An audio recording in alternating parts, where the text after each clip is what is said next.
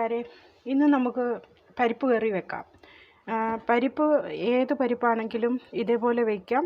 ഇതെനിക്ക് എൻ്റെ മിക്സ് പരിപ്പാണ്. ഇത് കടലപ്പരിപ്പ്, ചെറുപയർ പരിപ്പ്, ഉഴുന്ന് പരിപ്പ് എല്ലാം കൂടെ കൂടിയ എല്ലാ പരിപ്പും കൂടെ കൂടിയ ഒരു മിക്സാണ്. അപ്പോൾ ഈ പരിപ്പ് ഞാൻ ഓൾറെഡി വെള്ളത്തിലിട്ട് 1 മണിക്കൂർ മുന്നേ കുതിർത്ത് വച്ചത് ഞാൻ കുക്കറിനകത്തിട്ട് കുറച്ച് വെള്ളം കൂടെ ഒഴിച്ച്, ഒത്തിരി വെള്ളം ഒഴിക്കേണ്ട, കുറച്ച് വെള്ളം കൂടെ ഒഴിച്ച് ഉപ്പ്, മഞ്ഞൾപ്പൊടി, ശകലം മുളക് പൊടിയും കൂടെ ഇട്ട് 2-3-4 വെളുത്തുള്ളി അല്ലിയും കൂടെ ഇട്ട് വിസിലടിച്ചു.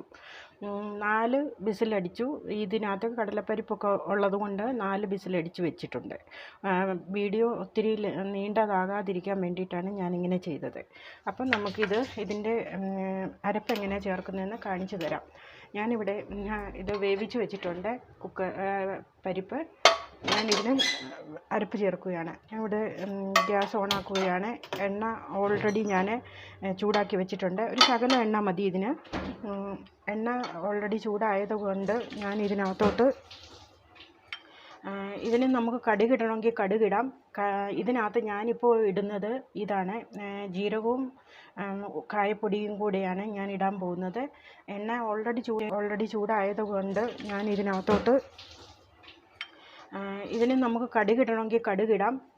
ഇതിനകത്ത് ഞാനിപ്പോൾ ഇടുന്നത് ഇതാണ്, ജീരകവും കായപ്പൊടിയും കൂടെയാണ് ഞാൻ ഇടാൻ പോകുന്നത്. ഞാൻ ജീരകവും കായപ്പൊടിയും കൂടെ ഇടുകയാണ്.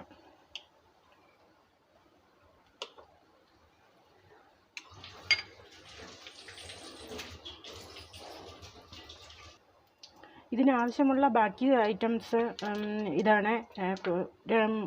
4-5 വെളുത്തുള്ളി അരിഞ്ഞത്, ചെറിയൊരു കഷ്ണം ഇഞ്ചി ചെറുതായിട്ട് കൊത്തി അരിഞ്ഞത് ഇതാണ്. അപ്പോൾ കടുക് ഇവിടെ നമ്മളുടെ പൊട്ടിയിട്ടുണ്ട്. അപ്പോൾ ഞാൻ ഇതിനകത്തോട്ട് വെളുത്തുള്ളിയും ഇഞ്ചിയും ഇടുകയാണ്.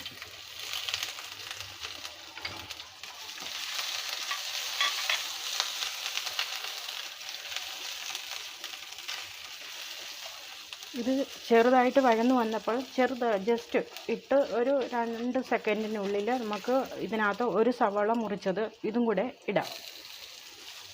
സവാള മുറിച്ചതും കൂടി ഇട്ട് സവാള ഇട്ടതും കൂടെ കൂട്ടി നമ്മളിത് വഴറ്റുകയാണ്.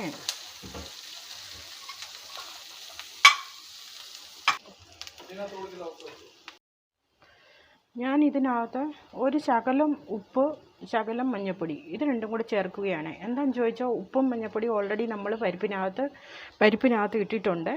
അപ്പം അതുകൊണ്ട് വളരെ കുറച്ച് മസാലയ്ക്ക് കൂടാൻ വേണ്ടിയിട്ട് മാത്രം ഉപ്പും മഞ്ഞൾപ്പൊടിയും കൂടെ ഞാൻ ചേർക്കുകയാണ്.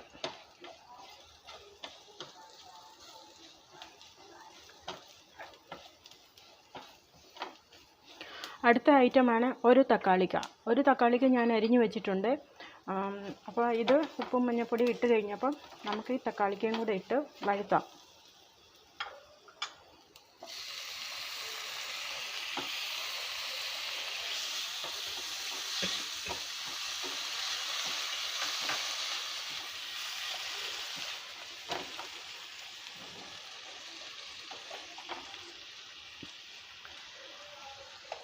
അപ്പോൾ ഇവിടെ നമ്മുടെ തക്കാളിക്കും സവോളയും ഇതെല്ലാം കൂടെ ഇട്ടത് വഴറ്റുന്നുണ്ട്. അപ്പോൾ ഇത് നമുക്ക് ആവശ്യമായ ബാക്കി ഐറ്റം, ഇത് പച്ചമുളക് 4-5 പച്ചമുളക് കീറിയത്, ഇത് മല്ലിയിലയാണ്. മല്ലിയില ഇല്ലെങ്കിൽ കരിയാപ്പില നമുക്ക് ഉപയോഗിക്കാം. ഇത് മല്ലിയിലയാണ്. ഇത് ലാസ്റ്റ് ഇടുന്നതാണ്. പച്ചമുളക് കുറച്ച് കഴിയുമ്പോൾ ഇടും. പരിപ്പ് ചേർത്ത് കഴിഞ്ഞ് പച്ചമുളക് ഇട്ട് കൊടുക്കും.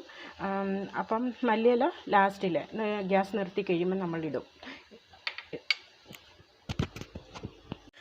ഈ മസാലയൊന്ന് പാകമാകാൻ വേണ്ടിയിട്ട് ഞാനിവിടെ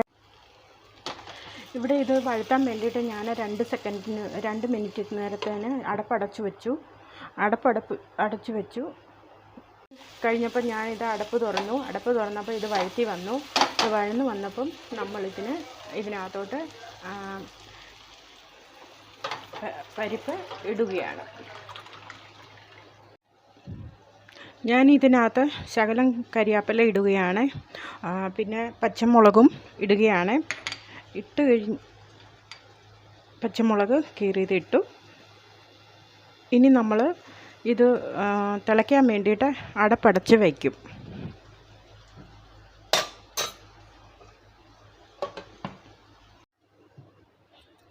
ഇവിടെ പരിപ്പ് നല്ലപോലെ തിളച്ച് കഴിഞ്ഞു. അപ്പോൾ ഞാനിതിൻ്റെ അടപ്പ് മാറ്റി ഞാനിത് ഗ്യാസ് നിർത്തുകയാണ്. ഗ്യാസ് നിർത്തിയിട്ട് ഇത് കണ്ടോ, പരിപ്പ് നല്ലപോലെ വെന്ത് നല്ലപോലെ റെഡി ആയിട്ടുണ്ട്. കറി ഇവിടെ പരിപ്പ് കറി റെഡി ആയിട്ടുണ്ട്. അപ്പം നമ്മളിത് വേറൊരു പാത്രത്തിലോട്ട് മാറ്റാം. നമ്മുടെ പരിപ്പ് കറി ഇവിടെ റെഡി ആയിട്ടുണ്ട്. ഇതിൽ നമ്മൾ മല്ലിയില കുറച്ച് പുറത്തുകൂടി ഇട്ട് നല്ല ഇതാക്കി കഴിഞ്ഞ് നമ്മളുടെ കറി ഇവിടെ റെഡി ആയിട്ടുണ്ട്. നിങ്ങളെല്ലാവരും ഉണ്ടാക്കി നോക്കിയിട്ട് ഇഷ്ടപ്പെട്ടെങ്കിൽ കമൻറ്റ് ചെയ്യണം, ലൈക്ക് ചെയ്യണം, ഷെയർ ചെയ്യണം, സബ്സ്ക്രൈബ് ചെയ്യാൻ മറക്കരുതേ. Okay, bye bye.